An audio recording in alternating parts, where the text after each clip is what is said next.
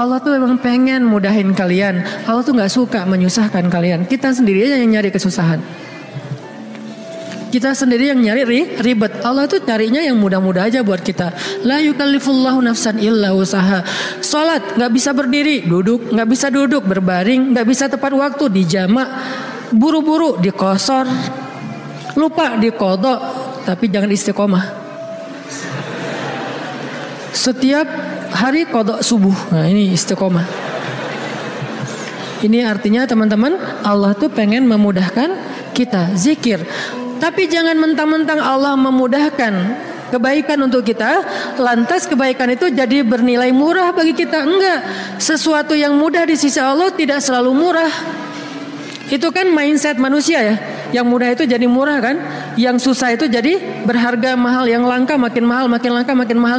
Allah enggak kayak gitu. Matematika Allah bukan makin langka makin mahal. Justru makin dekat kepada Allah, walaupun itu mudah, maka itu makin mahal. Sekedar mengatakan Masya Allah, itu tuh mahal banget. Sekedar mengatakan Bismillah, itu tuh mahal banget. Tapi mudah Ustadz, semua orang bisa lakuin. Gak apa-apa, karena ketika dia melakukan itu gak akan mengurangi hak kita. Itulah bedanya dunia dengan akhirat. Dunia kalau orang dapat, bagian kita berkurang. Akhirat orang dapat, bagian kita sama sekali tidak terganggu. Malah kalau orang dapatnya lewat kita, bagian kita bertambah. Kalau dunia susah hitung-hitungan kayak gini, karena memang kecil, direbutin rame-rame. Akhirat itu besar, direbutin sedikitan. Kata ulama, dunia itu nikmat yang sedikit direbutin rame-rame. Akhirat nikmat yang banyak direbutin sedikitan, sehingga tidak akan pernah berkurang, apalagi menjadi persaingan yang tidak sehat. Zikrullah, sehingga Allah mengatakan uzkurullaha zikran katsira. Ingatlah Allah sebanyak-banyaknya. Itu poin pertama teman-teman. Poin kedua, apalagi fadilah dari zikrullah selain yang disampaikan Nabi di dalam hadis riwayat Tirmidzi tadi. Apa sih yang kita dapat lagi kalau kita ingat Allah, kalau kita sebut Allah, mention Allah kalau bahasa sosmed. Ada orang gak sepakat dengan istilah mention. Emang Allah punya sosmed. Ini namanya tarjamah. Nge-mention Allah itu bahasa Inggris, kemudian jadi bahasa sosial media. Arti nge-mention apa? Menyebut atau memanggil atau ya mention. Menyebut orang yang dimaksud gitu. Nah kalau misalnya kita mention Allah dalam aktivitas kita, Bismillah, kan ringan kan? Itu udah zikir loh. Jangan berpikir zikir itu hanya sekedar Subhanallah, Subhanallah, Subhanallah, Subhanallah. Enggak, zikir itu yang disebut dengan qiyaman, wa qu'udan, wa ala junubihim, dalam keadaan berdiri, dalam keadaan duduk, dalam keadaan berbaring. Maksud dari ayat itu tuh total dari daily life kehidupan kita, itu kita bisa zikir sama Allah. Dengan minimal mention Allah dalam setiap aktivitas kita. Memulainya Bismillah, menyudahinya Alhamdulillah. Di antara keduanya kita bisa bilang Masya Allah, kita bisa bilang Subhanallah, kita bisa bilang Allahu Akbar, kita bisa bilang La haula wala quwata illa billah, kita bisa bilang Innalillah. Tetapi awal dan akhirnya Bismillah, Alhamdulillah. Kita bisa bilang A'udzubillah. Banyak kalimat. Ustadz, saya gak hafal banyak zikir-zikir yang panjang. Itu adalah pertanyaan Bilal. Ya Rasulullah, saya gak punya dandana. Dandana itu wirid kalau bahasa pesantren. Saya tuh gak punya wirid yang panjang seperti Nabi dan Ibnu Abbas. Ibnu Abbas itu sahabat Nabi yang ilmunya banyak. Gimana dong ya Rasul, saya tuh gak punya wirid-wirid yang panjang. Doa saya tuh ya gitu-gitu aja. Zikir saya ya itu-itu aja. Gimana dong ya Rasul? Nabi nanya, emang wirid kamu apa wahai Bilal? Kata Bilal, wirid saya Allahumma inni as'aluka ridhaka wal jannah wa a'udzubika min sakhatika wan nar. 4. Ya Allah, saya minta ridhamu dan surgamu, dan saya berlindung dari kemarahanmu dan nerakamu. 4 hal itu. Nabi tersenyum. Kata Nabi, ya Bilal, wirid kami walaupun panjang kemana-mana, intinya 4 itu juga sama. Ini betapa Nabi itu orangnya tidak mau menyusahkan. Allah tidak pernah menyusahkan hambanya, Nabi tidak mau menyusahkan umatnya. Sama-sama memudahkan. Sehingga walaupun Bilal hafalnya cuma 4 kalimat wirid, kata Nabi, wirid kami yang panjang itu wahai Bilal, yang 1 jam itu intinya 4 juga sama. Sehingga Bilal merasa berbesar hati. Alhamdulillah kalau gitu ya Rasul, gak apa-apa. Akhirnya Bilal terus saja wirid dengan wirid itu. Wiridnya Muaz misalnya, Allahumma a'inni ala zikrika wa syukrika wa husni ibadatik. Udah selesai. Siapa lagi? Wiridnya sahabat yang tidak disebutkan namanya tetapi dia dapat banyak kebaikan. La hawla wala quwata illa billah. Ringan banget. La haula wala quwata illa billah. Ringan sekali untuk diucapkan. Ada lagi yang lebih ringan. Subhanallahi wa bihamdih. Atau dibalik. Subhanallahil wa bihamdi subhanallahil azim, atau dibalik subhanallahil azim wa bihamdi. Sama-sama kebaikan, cuman beda fadilah. Inilah zikir. Apa yang kita dapatkan dengan zikrullah Ustaz? Apa yang kami dapatkan dengan zikrullah ya Rasul? Apa yang kami dapatkan dengan mengingatmu ya Allah? Selain apa yang digambarkan Nabi tadi. Kata Allah, fadhkuruni azkurukum. Ingat aku ingat kalian. Fadhkuruni azkurukum. Ingat aku ingat kalian. Diingat oleh Allah. Itu yang paling berharga. Diingat oleh Allah. Kapan? Di dunia, ketika Allah turunkan rahmatnya ke muka bumi setiap malam, Allah mengingat kita. Wahai malaikat, jangan lupa rumahnya fulan. Wahai malaikat, jangan lupa fulan bin fulan. Wahai malaikat, yang itu dulu, ini dulu, hambaku yang ini dulu. Kenapa? Karena kita ingat Allah terus, Allah ingat kita. Dan ingat Allah kepada kita tuh wala zikrullahi akbar. Ingat Allah kepada kita itu jauh lebih dahsyat daripada ingat kita kepada Allah. Makanya kalimatnya wala zikrullahi akbar. Ingatnya Allah kepada hambanya itu lebih dahsyat daripada ingatnya hamba kepada Allah. Gimana dahsyatnya? Idza dzakarani fi nafsihi dzakartuhu fi nafsi. Kalau dia ingat aku di dalam dirinya, aku ingat dia dalam diriku, dalam diri Allah. Idza dzakarani fi mala'ih dzakartuhu fi mala'in khairum min. Kalau dia ingat aku dalam majelisnya, aku ingat dia dalam majelis yang lebih baik dari itu. Idza taqarraba ilayya shibran taqarrabtu ilaihi zira'an. Kalau dia mendekat kepadaku sejengkal, aku mendekat kepadanya sehasta. Kalau dia mendekat kepadaku zira'an sehasta, aku mendekat kepadanya ba'an sedepah. Kalau dia datang kepadaku berjalan, aku datang kepadanya berlari. Wala zikrullahi akbar. Ingatnya Allah kepada hambanya lebih dahsyat daripada ingatnya hamba kepada Allah. Lebih duluan. Makanya kalau kita spontan ingat Allah, Masya Allah, ini nikmat dari Allah. Allah juga akan spontan lebih dahsyat dari itu ingat kita. Nih hambaku, nih hambaku, nih hambaku. Sehingga ketika Allah punya hadiah untuk hamba-hambanya di muka bumi, kita duluan yang diingat. Kesini dulu sebelum yang lain. Kenapa? Fadhkuruni azkurkum. Ingat aku ingat kalian. Itu satu. Nanti di padang mahsyar Allah juga akan mengingat kita di antara sekian miliar hamba-hambanya, jin dan manusia. Kok bisa Allah manggil nama kita? Wala zikrullahi akbar. Allah itu gak pernah lupa. Allah mengingat kita lebih dahsyat. Sehingga tiba-tiba di padang mahsyar nama kita dipanggil Allah. Fulan bin fulan. Labbaika ya Rabbi. Saya ya Allah, ada apa ya Allah? Langsung Allah datangkan kendaraan cahaya, kita dijemput oleh malaikat dengan keadaan tersenyum, kemudian kita dibawa di bawah zilalur rahman, naungan Allah yang maha rahmat. Panggil lagi nama yang lain, fulan bin fulan, labbaika ya Rabbi, aku penuhi panggilanmu ya Allah. Datang masuk dalam naungan Allah. Lalu nanti di surga, fulan bin fulan masuk lagi ke surga lebih dulu, bi ghairi hisab kalau perlu, tanpa hisab, wala azab, dan tidak diazab. Kenapa? Wala zikrullahi akbar. Makanya ingat Allah di dunia, nanti Allah bakal ingat kita di akhirat, dan ingat Allah itu lebih dahsyat daripada kita. Itu satu dari makna fadhkuruni adzkurkum. Makna yang lain kata ulama tafsir dari kalimat fadhkuruni adzkurkum, ingat aku ingat kalian, maksudnya ingatlah aku ketika kalian senang, nanti aku juga akan ingat kalian ketika kalian susah. Itu tafsir kan banyak ya, dan semuanya insya Allah ada argumentasi ilmiah dan dalil. Berarti semuanya bisa dipakai. Bisa ingat di sini artinya kita ingat Allah di dunia, Allah ingat nanti kita di akhirat. Kita ingat Allah ketika dapat nikmat, Allah nanti ingat kita ketika menambahkan nikmat. Atau kita ingat Allah ketika kita senang, nanti Allah akan ingat kita ketika kita susah. Gimana mengingat Allah ketika kita senang? Mudah, bilang aja alhamdulillah. Gampang kan? Saya nggak mengatakan harus selamatan, potong sekian kambing. Tapi kan itu syukur Ustaz. Iya gak apa-apa. Tetapi yang paling ringan dulu kita belajar, yang paling simpel dulu aja deh. Biar kita gak beralasan susah Ustaz untuk mengingat Allah ketika kita senang. Harus manggil anak yatim, harus bikin selamatan di rumah, riweh.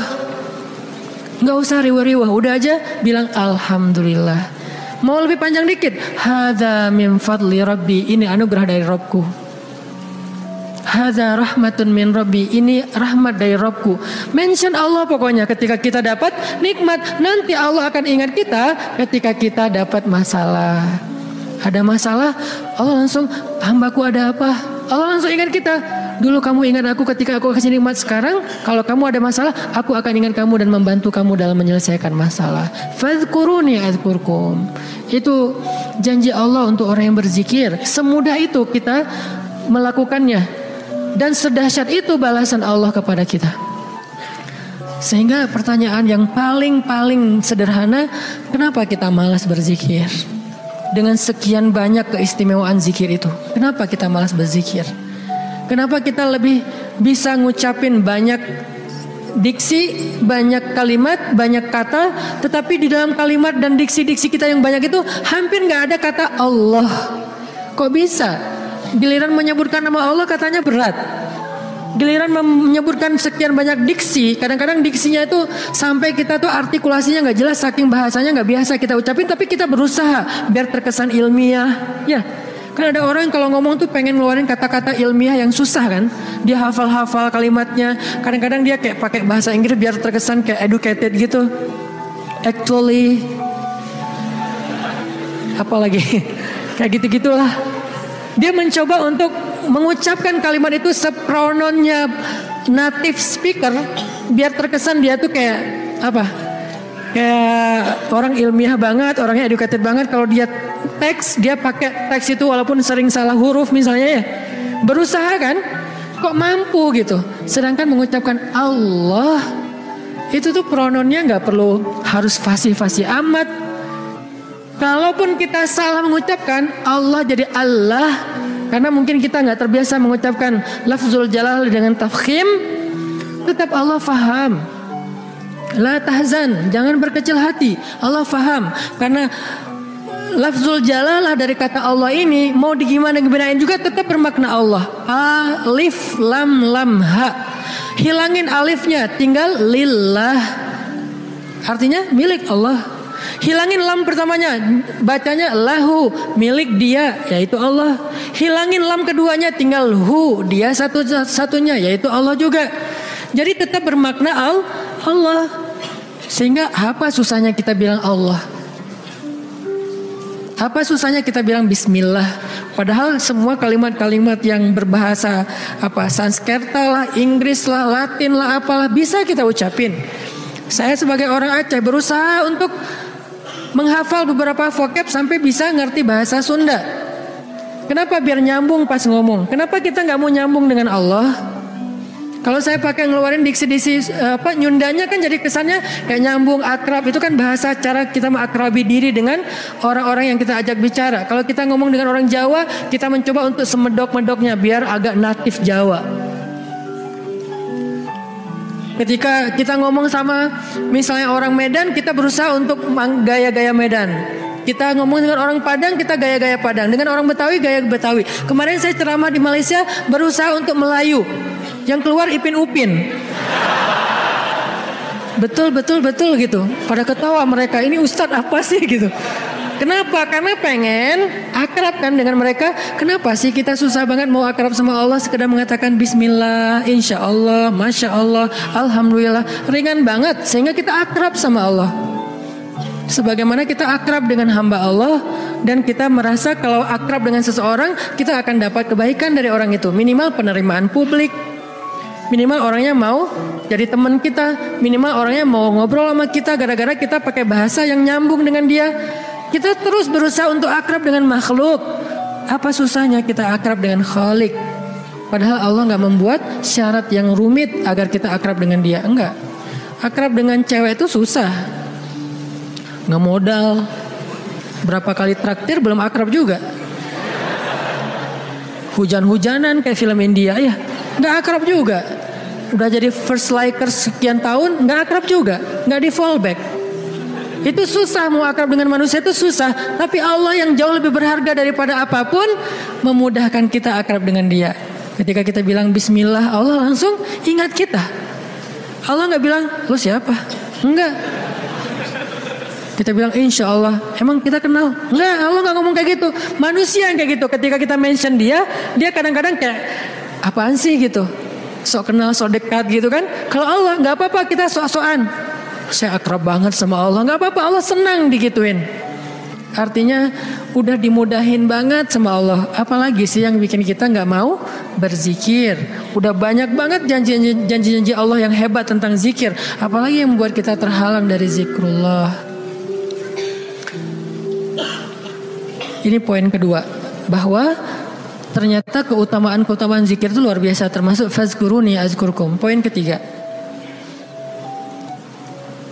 gimana cara kita berzikir dalam kehidupan sehari-hari kita? Apakah harus selalu dengan verbal, subhanallah, masya Allah dan seterusnya? Ya, verbal. Apakah harus ada yang lain? Banyak. Zikir itu bisa verbal, zikir itu bisa pikiran. Ketika kita mengingat Allah, ketika kita berprasangka yang baik tentang Allah, itu namanya kita berzikir. Karena arti zikir itu bisa menyebut, bisa mengingat. Bahkan orang yang beramal solih, melakukan satu kebaikan karena Allah, itu juga termasuk berzikir. Bahkan dengan perasaan juga bisa berzikir. Gimana perasaan yang berzikir? Perasaan cinta kepada Allah itu zikir. Perasaan rindu kepada Allah itu zikir. Perasaan takut kepada Allah itu zikir. Perasaan kagum, takjub kepada kebesaran Allah itu zikir. Perasaan marah karena Allah, bukan kepada Allah. Marah karena Allah itu zikir. Benci karena Allah itu zikir. Malu itu zikir. Kalau perasaan kita itu diniatkan karena Allah, cuma niat, ringan banget, udah termasuk orang yang berzikir. Cuman nih niat, cuman ingat, udah masuk orang yang berzikir. Orang yang wadzakirin Allah katsiran wadzakirat, orang yang mengingat Allah sebanyak-banyaknya. Ingat, kapan kita ingat Allah? Banyak, dalam setiap adegan kehidupan kita. Dan mengingat Allah itu tematik, gak harus selalu mengingat Allah dalam arti Allah, oh ya saya ingat Allah. Enggak, itu kurang tematik, kaku. Ingat Allah itu tematik. Kalau misalnya kita lagi sabar, ingat Allah, Allah Maha Penolong. Kalau kita lagi dalam masalah, kita ingat Allah, Allah Maha Penolong. Kalau kita dapat rezeki, ingat Allah, Allah Maha Baik. Kalau kita lagi sendiri, ingat Allah, Allah Maha Menemani. Kalau kita mentok dengan ujian kita ingat Allah, Allah Maha Memberi jalan keluar. Kalau kita merasa dikhianati, Allah Maha Menghargai. Kalau kita merasa kehilangan, Allah Maha Mengganti. Ingat Allah itu dalam tema-tema kehidupan kita yang banyak. Kalau kita bingung, Allah yang Maha Memberi bimbingan dan petunjuk. Kalau kita kekurangan, Allah yang Maha Memelihara. Ingat Allah. Allah kalau bahasa Allah apa? Lagi Allah terus. Gimana sih? Allah dulu, Allah lagi, Allah terus. Ya gitu deh pokoknya. Allah dulu, Allah lagi, Allah terus. Semudah itu mengingat Allah. Jadi gak perlu ribet. Kita gak perlu mention Allah pakai underscore terus lupa di depannya ntar ketukar sama yang fake. Gak gitu kan ya. Itu mah sosial media. Kalau kita gak tahu dan gak hafal akunnya, apalagi gak follow, gak akan dimunculin kan pas kita ngetik gitu kan. Tersalah lagi, udah capek-capek story ternyata salah dan gak bisa diedit, akhirnya hapus semua. Allah tuh gak kayak gitu, gampang. Ingat aja. Ketika kita ingat Allah, saat itu juga Allah ingat kita. Ana inda dhanni abdi bi, aku tergantung prasangka hambaku kepadaku. Jadi kalau kita pengen Allah ingat kita, ingat Allah. Langsung saat itu juga Allah ingat kita. Langsung. Sehingga ketika Nabi dan Abu Bakar terkurung di dalam gua Thur, Abu Bakar sempat lupa, manusiawi. Gara-gara khawatir terhadap keselamatan Nabi, Abu Bakar mengatakan, ya Rasulullah kita cuma berdua. Lupa, harusnya bertiga. Ya Rasulullah kita cuma berdua. Ya Rasulullah kita cuma berdua. Musuh kita banyak, gimana ini? Nabi mengatakan, ma dhannuka bitsnain, Allahu salisuhuma. Kenapa kamu pikir berdua ya Abu Bakar? Bukankah Allah yang ketiga? Baru kalau udah ingat Allah, la tahzan, innallaha ma'ana. Udah gak usah khawatir Abu Bakar, Allah bersama kita. Ketika Nabi berprasangka Allah bersama kita, maka Allah persis seperti persangkanya bahwa Allah bersama mereka. Langsung Allah palingkan wajah musuh-musuhnya dari melihat ke bawah. Gak ngelihat ke bawah, ke semua arah dilihat kecuali ke bawah. Ngelihat ke atas, ada gak di tebing atas? Gak ada. Ngelihat ke depan, di balik bukit ada nggak? Nggak ada. Ngelihat ke kiri, di sebelah sana ada nggak? Nggak ada. Lihat ke kanan, di ujung sana ada nggak? Nggak ada. Di belakang, mungkin mereka udah lari, nggak ada. Semua arah dilihat, tapi ke bawah nggak. Kenapa? Allah yang mengarahkan pandangan mereka. Kenapa Allah arahkan pandangan mereka? Karena Allah terlibat dalam urusan itu. Kenapa Allah terlibat? Karena hambanya berprasangka Allah bersama kita. Ada riwayat mengatakan muncul laba-laba bikin sarang. Ada riwayat mengatakan muncul merpati bikin sarang di situ. Tetapi riwayat yang paling kuat, walaupun kita respect dengan semua pendapat ulama, tapi yang paling kuat di antara semua pendapat itu, memang Allah palingkan wajah mereka untuk tidak melihat ke bawah. Padahal kalau mereka ngelihat gini aja, nggak usah ngintip jauh-jauh. Cuman gini doang, udah kelihatan tuh di bawah. Karena guanya bukan gua, lubang kecil. 2 orang duduk di situ, sempit. Kalau mereka ngelihat ke bawah kayak gini, gua tahu nih, ini kaki siapa nih? Ketahuan, kelihatan. Kenapa sih nggak ngelihat ke bawah? Padahal ngelihat ke bawah itu sesuatu yang paling mudah dan kita sering banget ngelihat ke bawah. Tapi di waktu itu benar-benar nggak ngelihat ke bawah. Semua ngelihat muter sampai mereka munyer, sampai mereka pusing. Tapi ke bawah nggak. Luar biasa ya. Berarti Allah bersama Nabi dan Abu Bakar. Kenapa? Karena Nabi mengatakan Allah bersama kita. Jadi saat kita ingat Allah, saat itu juga Allah ingat kita.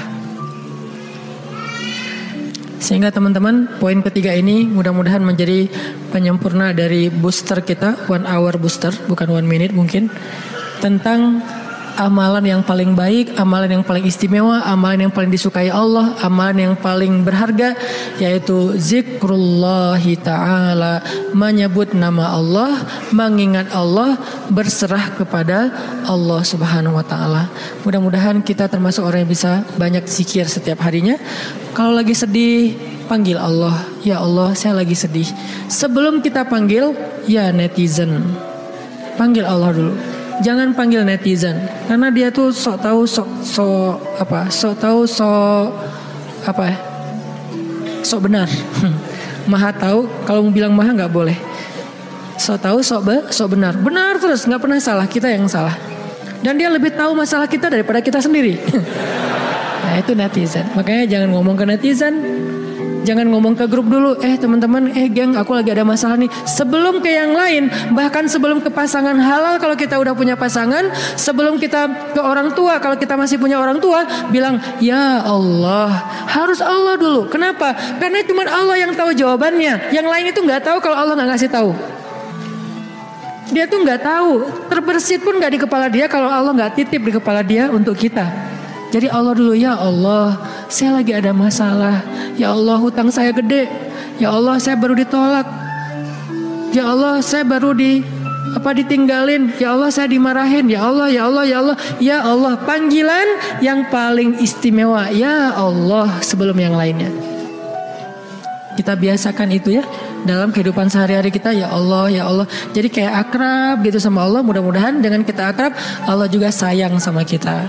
Sehingga kalau kita lagi lemah, setan datang ngegodain kita untuk berbuat dosa, gak berkuasa, kita nolak hawa nafsu, Allah yang nyelamatin kita, bukan diri kita. Kenyataannya manusia itu dhaifa, lemah.